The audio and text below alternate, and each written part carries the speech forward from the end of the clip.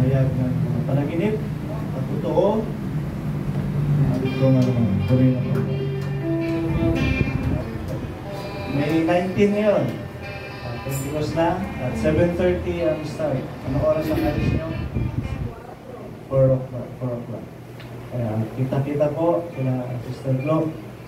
Amen. Kami naman, forward na kami doon siguro Wednesday.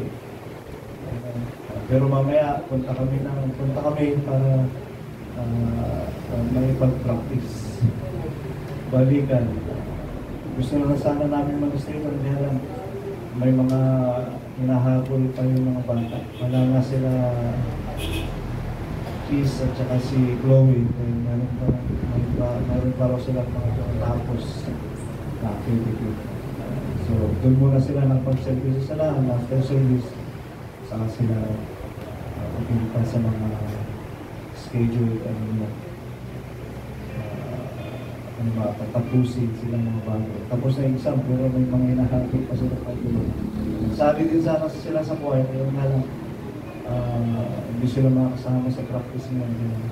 Sabi ko, next time, sila ninyo makaparticipate sa choir. Ano naman na. Amen. Sino ba may mga naisabihin?